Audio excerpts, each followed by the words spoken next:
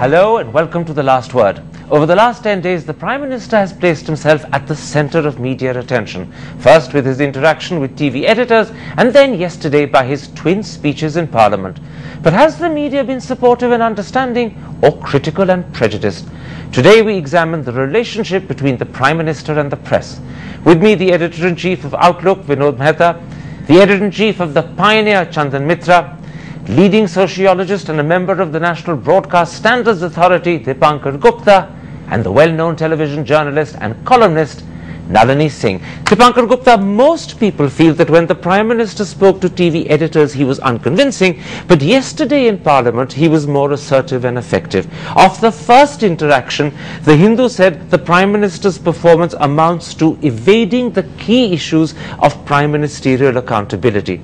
Of yesterday's performance, The Hindustan Times said the Prime Minister took pains to rebut allegations of graft and explain what was being done about them. Do you really believe that there is a marked difference between the two, or is this a case of people being kind after being critical and cruel? Well, I think there is a marked difference. There's no doubt about it.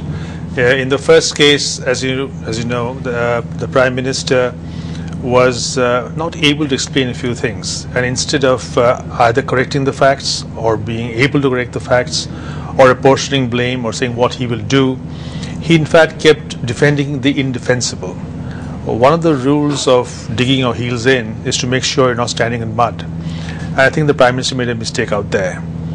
When it came to the other performance, the later one, yesterday, he set facts right, which is quite a difference. He talked about the fact that they've got it wrong. It's the S-band and the terrestrial spectrum, and the opposition got it wrong. Point one, point two. All of this happened well before his time. On both these issues, he was fairly assertive and clear, and that is why I think the reception has been so different. Chandan Mitra, of the first interaction, your paper said that the Prime Minister had ended up looking worse than before. You said that he cut a pathetic figure on 2G, and you concluded that he had misled the people knowingly and willfully. On reflection, do you think you were being a bit too harsh? I don't think so, for the simple reason that the Prime Minister is still, in my opinion, has been misled and is therefore misleading people on 2G.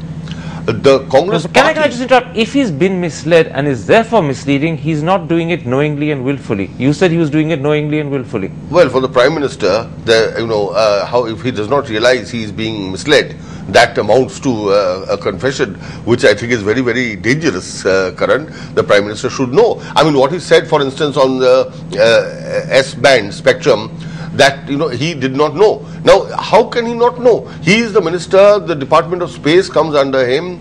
So, and he says he didn't know. The same thing on 2G. He tried to cover up by saying I was convinced about Mr. Raja being sincere. Now, if the Prime Minister can be so gullible, and this is said yesterday in Parliament, so I think if the Prime Minister can be so gullible, then this is a matter of very, very serious concern. So you don't think yesterday was an improvement on the earlier performance? His tone was more confident, but that's it. Vinod Mehta, the cover of your magazine Outlook had the Prime Minister with his head in his hands. The caption said, "The loneliness of being Manmohan." Inside, the cover story was titled, "The Fall of Man." All of that to a reader would suggest that you think the Prime Minister is in deep trouble. Isn't that a somewhat pessimistic and unwarranted conclusion? No, I don't think it is.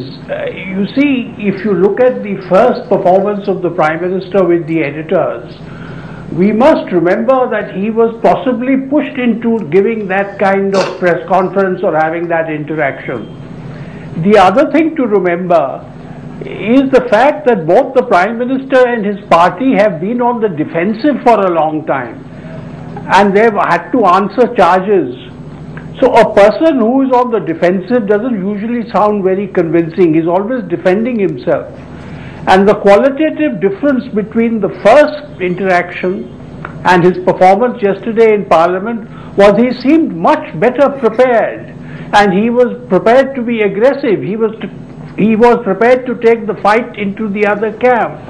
In the first performance, he was just prepared to expose himself to the media and make sure that this charge made against him that he's hiding from the media or hiding from giving an explanation is shown to be untrue. Okay. So there was a defensiveness in that, whereas I found that he was much better prepared and prepared to take the fight into the other court, and therefore he came out well. Nalini Singh, not everyone, however, was critical of the Prime Minister even after his first performance with newspaper editors. The Indian Express, for example, said the PM did not duck any of the questions. It applauded him for warning against creating too much negativity, and then they concluded by saying that the PM had laid down an agenda to change the mood of the nation.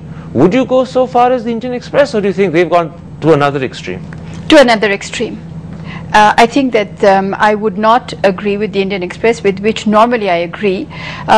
It is the other extreme, and yes, but I do agree with Vinod and with others that he was more confident yesterday and perhaps more forthright. But you know, there were two things even yesterday. That to go to the past, let the past dictate the future, is, you know, he was saying the Antrix deal, the 2G, etc. That was one, and I still got the feeling yesterday that he has definitely given the message that he will go for the jugular as far as 2G is concerned, etc. At least this is the message he is giving, which is a good message to give. But at the same time, I think he is directing this at his party.